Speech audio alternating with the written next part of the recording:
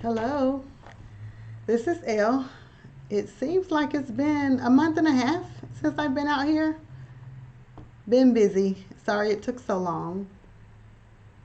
I'm here to talk about my breast cancer survivor story. Um, uh, Talking about this is kind of hard for me, so I'm just going to start.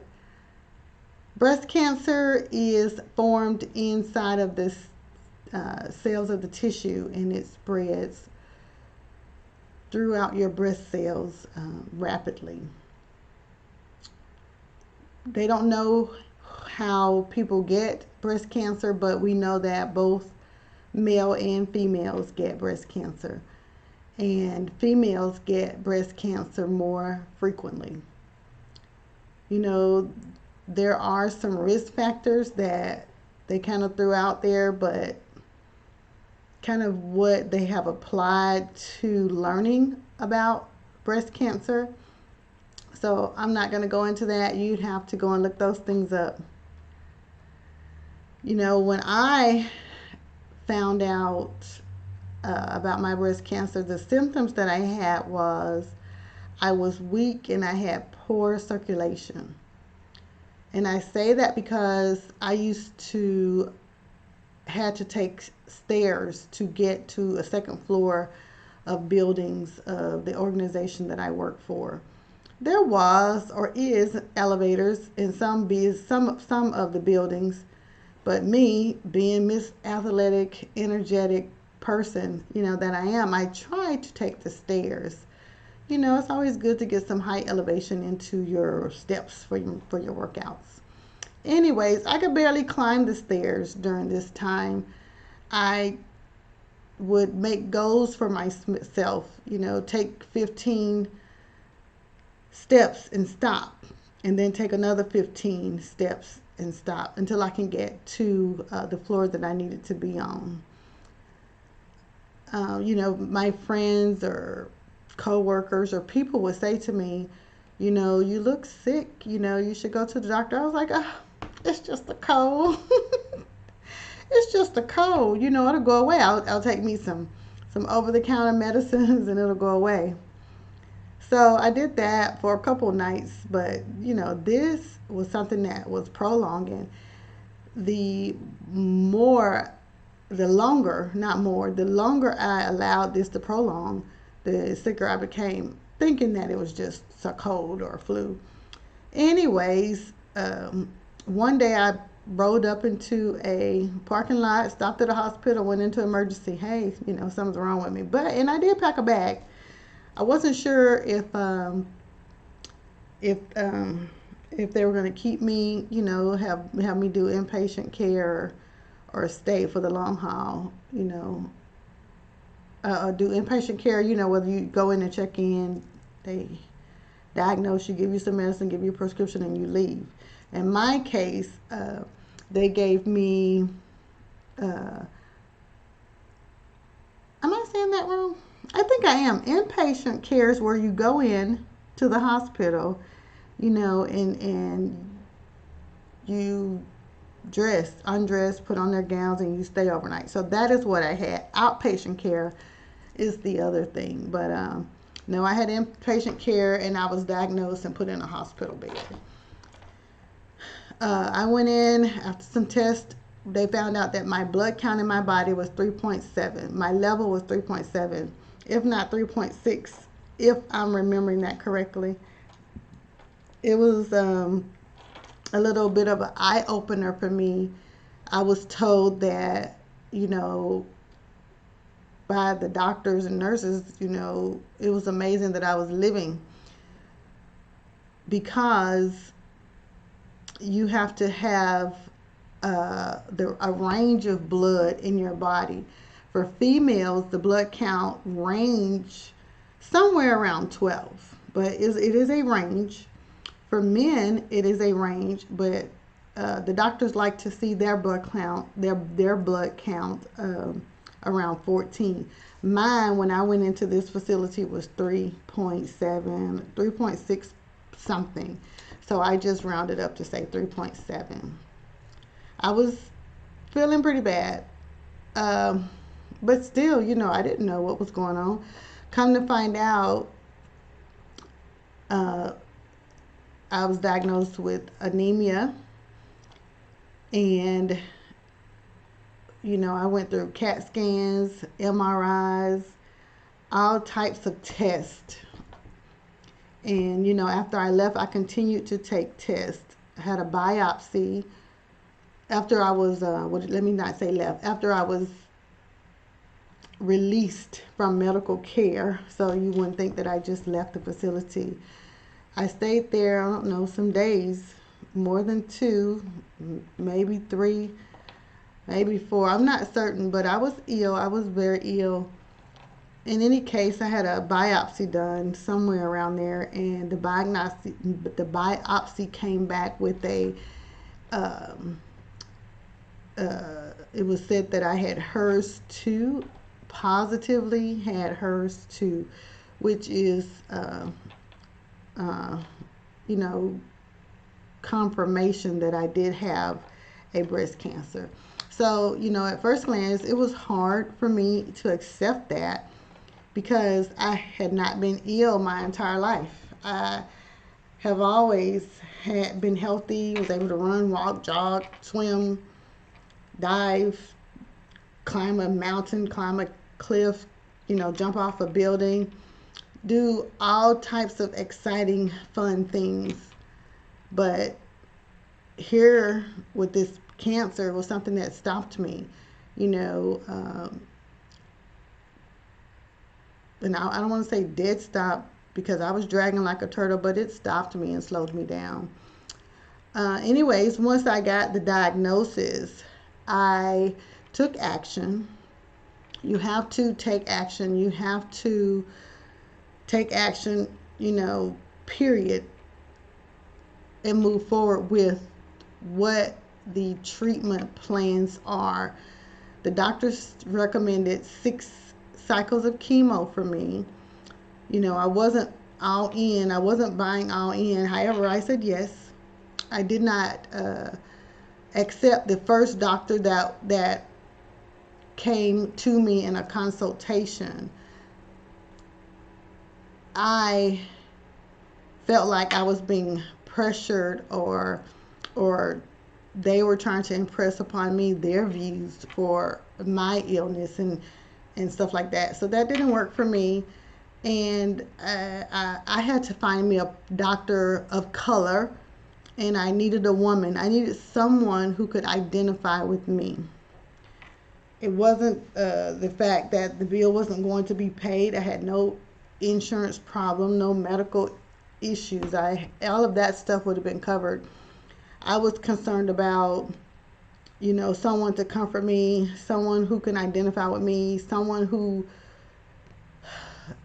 looked like me, kind of knew our background as a culture to help me deal with this. So after accepting the chemo, my first cycle of chemotherapy was hard. It was very hard for me. Whew, it took me down. When I say down, I mean down. I thought I was going to die. After my first cycle of chemo, my movement was halted. I was in a bed. I couldn't eat. There were so many symptoms associated with going through chemo, having to take this medicine. My body was rejecting it. I thought I was going to die. As soon as I could get up and get back to that facility, I let them know that they needed to change the dosages of medicines for me. Maybe, their philosophies of how they come to those numbers, worked for most people, but it didn't work for me. I told them if they wanted me to stay under the chemo medicines and go through these phases of treatments, they were going to have to decrease the dosages of medicines that they were giving to me. The most medicine I've ever taken in my life on a normal basis was Tylenol, people. Like I told you in the beginning, I was not a sickly person. full of energy, used to go run 6 miles a day. I used to do so many things. So it was a shock to me, finding out that now, I had breast cancer. But I got through it. My cycles were long. I had very long days. Sometimes I would have to go in and get a blood transfusion. And the days already was long. I would schedule 8 hours to go through my chemo. My days were long with chemo. So I learned to go to I had the doctors set up an appointment for my blood levels to be checked a day or two before I had my chemotherapy, so that if I needed blood to be transfused, that I would get it before I went to my actual therapy to get all of the medicines that I had to have, as part of those cycles. So moving forward, I got through my chemo, but during my cycles, I had to every 3 months take a echocardiogram, which is where a specialized person, doctor, nurse, specialty person would take a picture of my heart and read it to ensure that the medicines wasn't damaging my heart. I also had to have every 3 months a bilateral. A bilateral is a test similar to a mammogram, but more in depth, of both sides of my breast, left and right side of my breast.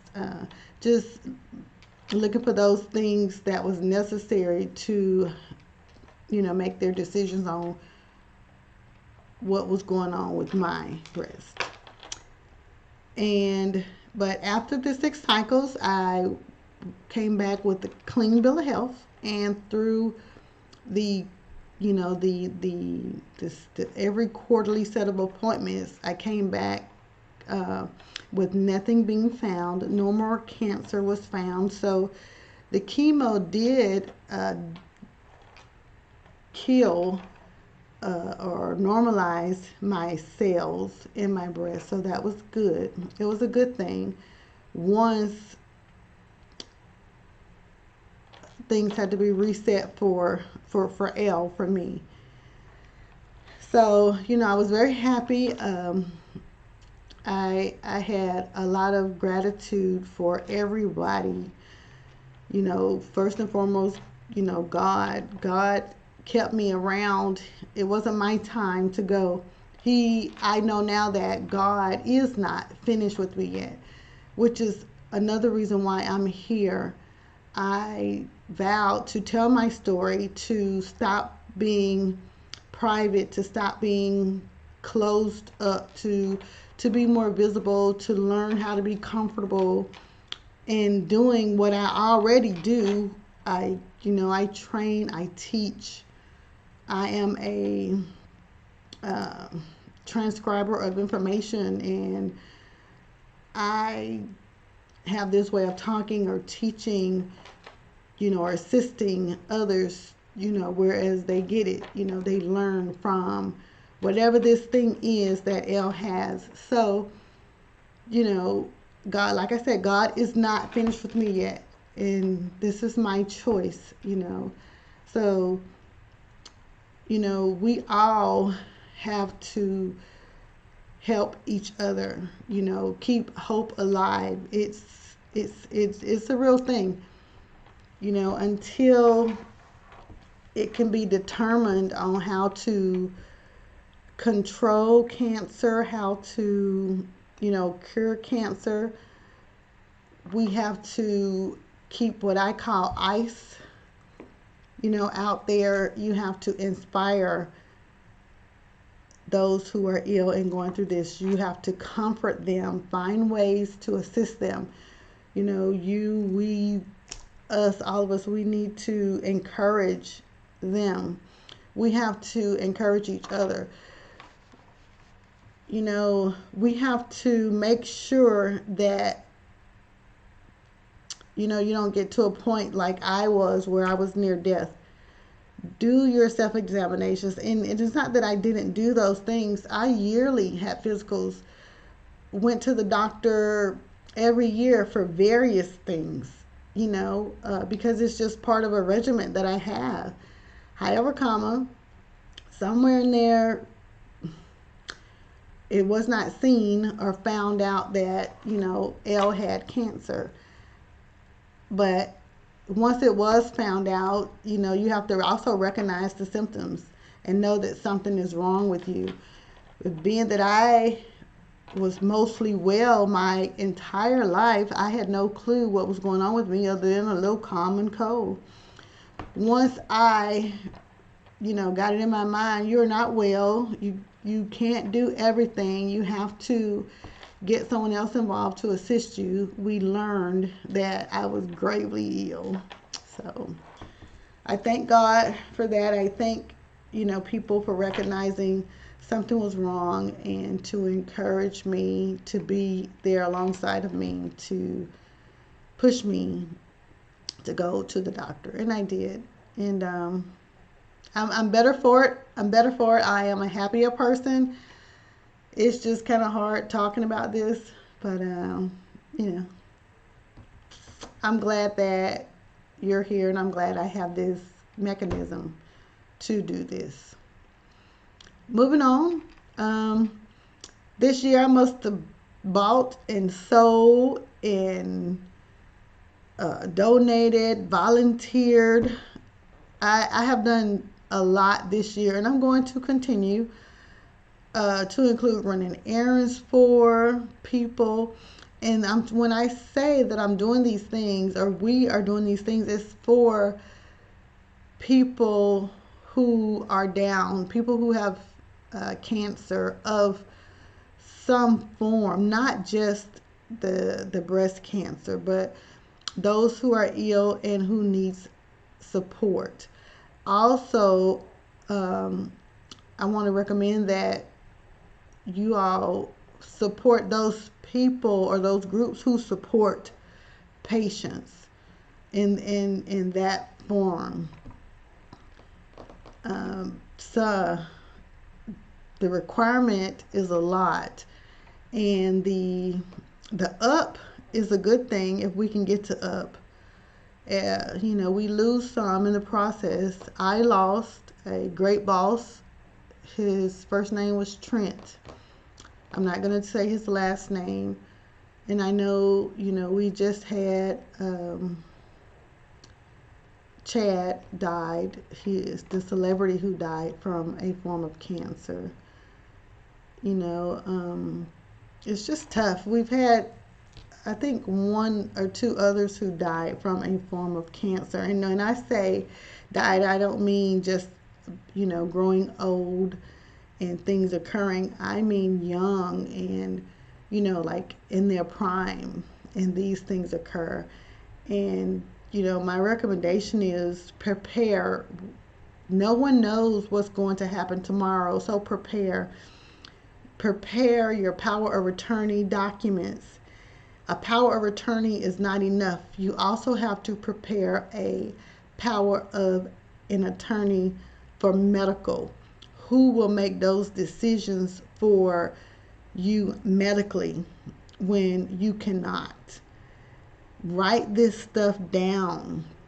You have to make sure you have your will squared away for those assets and material things, money, and things like that you have. You need to prepare, and make sure that the document is more than one, is more than two, that is an original, and pass it to various individuals so that one person, won't lie, or the document won't be stolen from that individual. Just set yourself up for leaving what you want as part of your legacy, to be disseminated, to include, how you want to live your life I have another chance to get it right, and that is what I planned on doing. So, you know, oh, um, support from friends and family is critical, helping us as patients to maintain our emotions and self control, which also helps us improve our chances of good clinical experience. I want to say thank you to all of my supporters, especially to those who was with me from the beginning.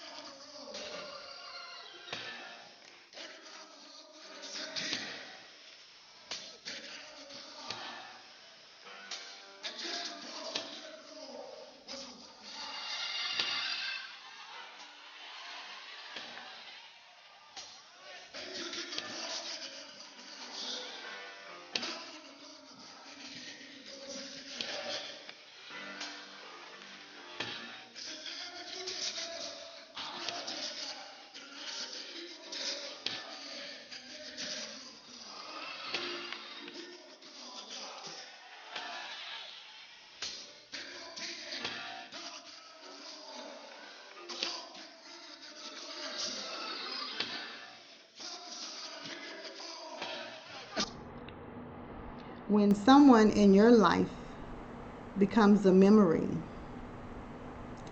it's very important to remember their memories because they become our treasures.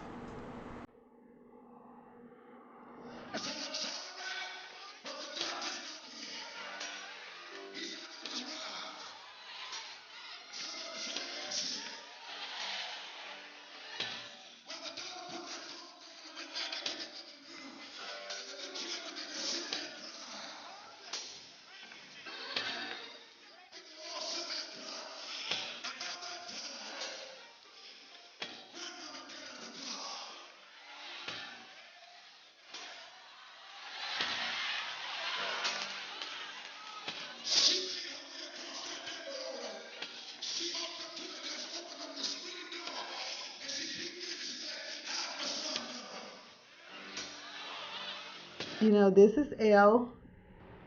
Thank you so much for supporting my channel.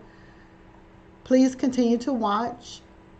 Hopefully, at some point in here, I'll learn how to do fun, exciting videos, and all of the videos you see on my channel won't just be serious. But we're going to keep it going. This is a good forum. Subscribe to my channel. Reach out to me anytime. Please give me your comments. If you need anything, information for anything, if I have friends in my circle or, can assist or help collectively, with other people, let me know. Thank you for watching my channel. This is Elle. Until next time. Bye for now.